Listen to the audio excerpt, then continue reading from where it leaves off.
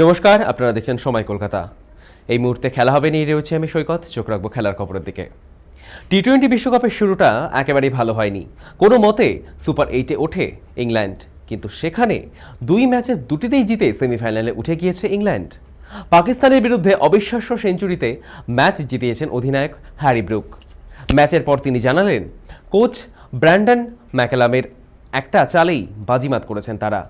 বিশ্বকাপে ভারত এখনও যথেষ্ট চাপে। সুপার 8-এর লড়াইয়ে প্রথম ব্যাট করে পাকিস্তান তোলে 164 রান। জবাবের শুরুতেই বিপদে পড়ে ইংল্যান্ড, কিন্তু একা লড়াই করে ইংল্যান্ডকে ম্যাচ জেতান ব্রুক। 51 বলে 100 রানের বিধ্বংসী ইনিংস খেলে যান তিনি। ব্রুক সাধারণত 5 নম্বরে ব্যাট করেন, কিন্তু এই ম্যাচে তিনি ব্যাট করতে নামেন 3 নম্বরে, যা কোচ ব্র্যান্ডন ম্যাকালামের মস্তিষ্ক প্রসূত।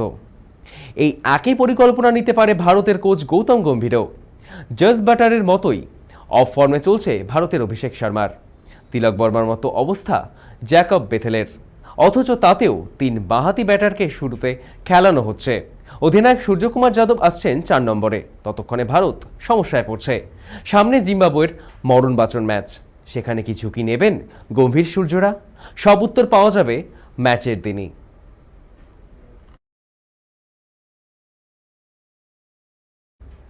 টস জিতে প্রথমে ব্যাট করার সিদ্ধান্ত নেয় পাকিস্তান। শুরুটা মঙ্গলবারও ভালো হয়নি পাক দলের জন্য।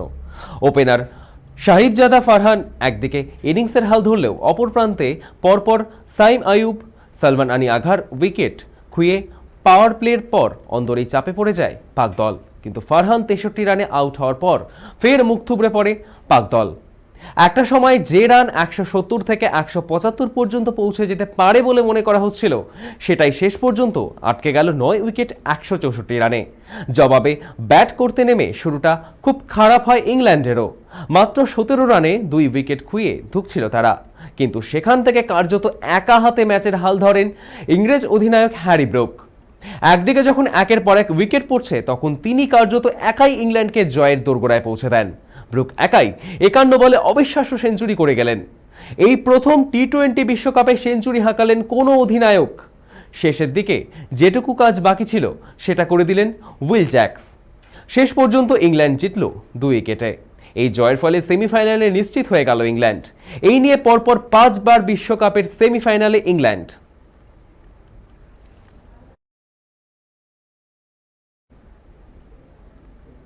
দক্ষিণ আফ্রিকার ম্যাচের হারের পর পুরো ভারতীয় টিমকে তুলোধনা করলেন ভারতের coach Gautam Gambhir. Dressing room থেকে শুরু করে হোটেল পর্যন্ত সেটা চলে। এটাও শোনা গেল জসপ্রীত বুমরাহ আর বরুণ চক্রবর্তী ছাড়া প্রত্যেককে কোচের রোষের মুখে পড়তে হয়েছে। এমনকি অধিনায়ক সূর্যকুমার যাদবও ছাড় পাননি। প্রাক বিশ্বকাপ পর্বে যাকে নিয়ে সবচেয়ে বেশি চর্চা চলছিল, সেই অভিষেক শর্মা এখনো পর্যন্ত চূড়ান্ত ব্যর্থ। 4 ম্যাচে রান 0-0-0 এবং শেষে 15। গম্ভীরদের মাথা ব্যথার কারণ আরও বেড়েছে স্পিনারদের বিরুদ্ধে ভারতীয় ব্যাটারদের দুর্দশায়। নেটেও দেখা গেল ঈশান কিষান, তিলক বর্মা, সূর্যকুমার যাদবের দীর্ঘক্ষণ ব্যাটিং করতে, কিন্তু নেট ঘুরে ঘুরে ব্যাটিং করলেন তারা। প্রায় পুরো সময়টাই নেটে বোলিং করানো হলো স্পিনারদের দিয়ে। সূর্য কয়েক দফায় ব্যাটিং করলেন, সবশেষে আবারও ঢুকলেন নেটে। প্রায় 1 ঘন্টা ধরে চলল ব্যাটিং পর্ব। নেটের ঠিক পেছনেই দাঁড়িয়েছিলেন গৌতম গম্ভীর। তিনি পর্যবেক্ষণে সেখানে ব্যস্ত ছিলেন। গম্ভীরের স্ট্র্যাটেজি ও প্রশ্নের মুখে পড়েছে। আহমেদাবাদে হঠাৎ করে দলের সহ অধিনায়ক অক্ষর প্যাটেলের জায়গায় ওয়াশিংটন সুন্দরকে খেলিয়ে দেওয়া নিয়ে প্রবল সমালোচনার মুখে পড়তে হয়েছে টিম ম্যানেজমেন্টকে। আসলে গম্ভীর নিজেও ভালো করে বুঝে গিয়েছেন সামনে আর মরণবাচন ম্যাচ লড়াই করছে। সামান্য এদিক থেকে ওদিক হলে বিশ্বকাপ স্বপ্ন ভেঙে চুরমার হয়ে যাবে।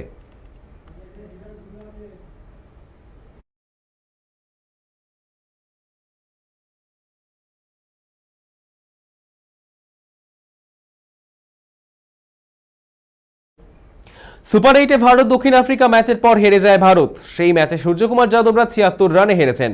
ভারতের বিশ্বকাপ স্বপ্ন কার্যত ভেঙে যাওয়ার মুখে। আর সেই কাজটা করেছেন ডেভিড মিলার। 35 বলে 63 রানের বিধ্বংসী ইনিংসে প্রোটিয়াদের কাজ সহজ করে দেন তিনি। ম্যাচের পর আহমেদাবাদের নরেন্দ্র মোদী স্টেডিয়ামে মিলারের সঙ্গে এক রিল বানান সোশ্যাল ইনফ্লুয়েন্সার প্রিন্সি। সোশ্যাল মিডিয়ায় ভিডিওটি আসতেই অনেকের প্রশ্ন তোলেন, কিভাবে ইনফ্লুয়েন্সাররা ম্যাচের পর এই ধরনের রিল বানানোর সুযোগ পান। কিন্তু বিষয়টি সেখানে থেমে থাকেনি। প্রিন্সির অভিযোগ, ওই ভিডিওর জন্য তাকে ধর্ষণের হুমকি পেতে হয়েছে।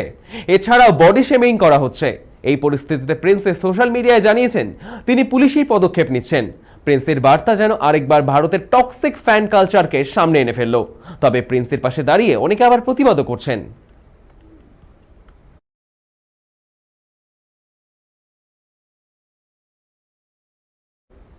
দু সালে ধওয়ানের সঙ্গে বিবাহ বিচ্ছেদ হয় আয়েশার, যিনি অস্ট্রেলিয়ার নাগরিক।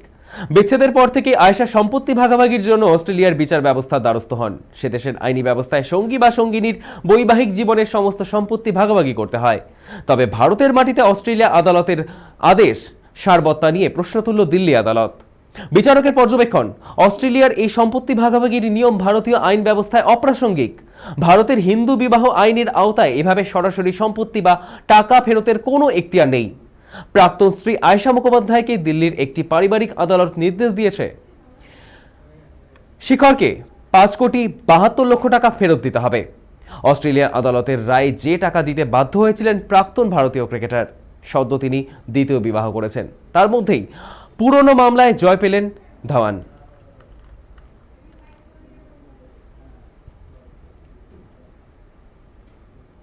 খেলা হবে এখনকার মতো এই পর্যন্তই। দেখতে থাকুন সময় কলকাতা, সময় বলবে সময়ের কথা।